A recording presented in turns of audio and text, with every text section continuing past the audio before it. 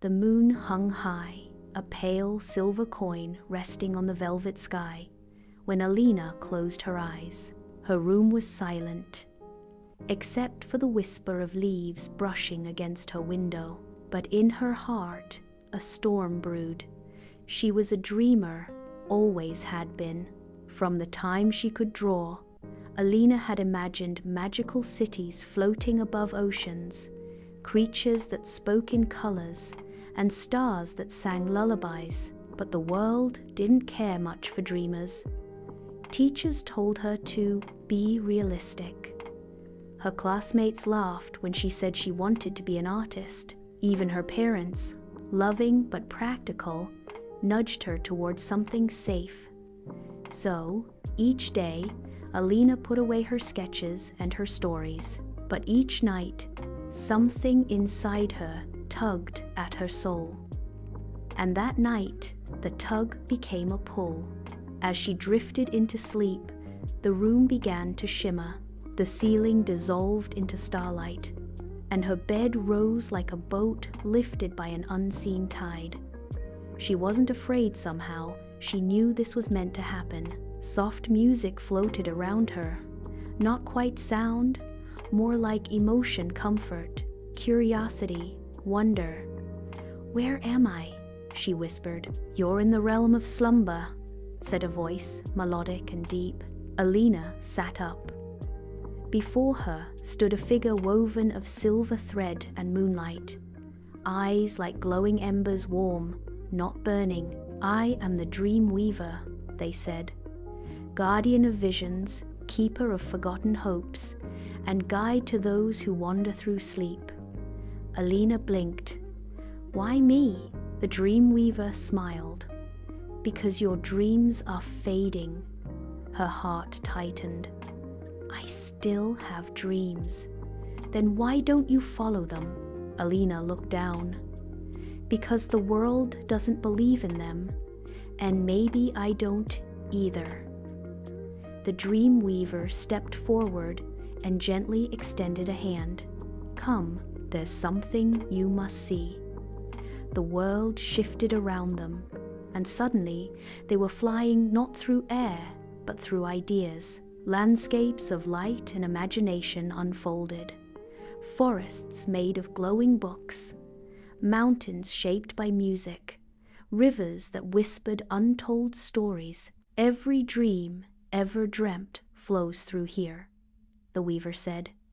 "Each has power, but only those that are believed in, nurtured, and pursued make their way to the waking world." They landed near a field of glass flowers. Each one held a flickering image within it.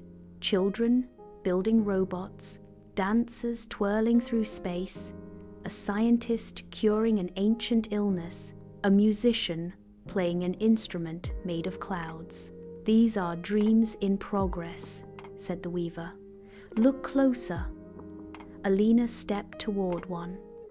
A young boy painted in the middle of a junkyard, creating beauty out of broken things. His expression was focused, determined. "He's not waiting for permission," she said softly. "No dreamer should," the weaver replied. They continued walking until they reached a darker corner of the realm. Here, the air was cooler. Glass orbs floated in the shadows, each one dimmed, cracked, or fading. "These," said the weaver gently, "are dreams abandoned." Alina looked at them with a sinking feeling. Inside one, a young girl held a glowing sketchbook, looking around as people passed her without a glance. Her shoulders drooped, and the light in her hand dimmed. "That one," Alina whispered. "That's me." "Yes, that's the version of you that let doubt become louder than passion." Tears welled in Alina's eyes. "Is it too late?" The dream weaver knelt beside her. "The thing about dreams," they said, "is they wait, quietly, patiently. They never vanish entirely. They only need you to believe again." "How?" The weaver raised a hand, and a door appeared before them. It was ordinary wooden, a little worn, with a brass knob. "This leads back to your world," they said. "But if you walk through, you must carry what you've seen. Dreams don't bloom overnight. They need time, work, and faith. People may still not understand. You may still fall, but you'll be walking your path." Alina hesitated. "I'm afraid." "That's fine," said the weaver with a kind smile. "Walk afraid, just don't stop walking." Alina took a breath and stepped toward the door. She awoke with the morning light streaming through her window. Her sketchbook lay on the nightstand, untouched for weeks. Slowly, she picked it up. Her hand trembled as she opened it. She drew. At first, her strokes were hesitant, then more confident. The lines danced across the page, stars, cities, skies, bursting with possibility. For the first time in months, she wasn't just drawing. She was dreaming with her eyes open. That week, Alina started sharing her art again online at first, then at a small local gallery. She faced rejection. She doubted herself, but she remembered the weaver's words. "Walk afraid. Just don't stop walking." She kept going. A year later, her artwork traveled across cities.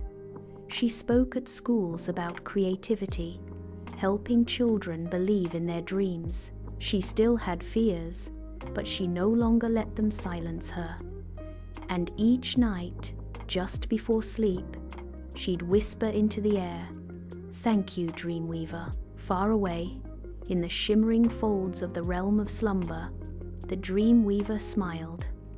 Another dream had found its way home.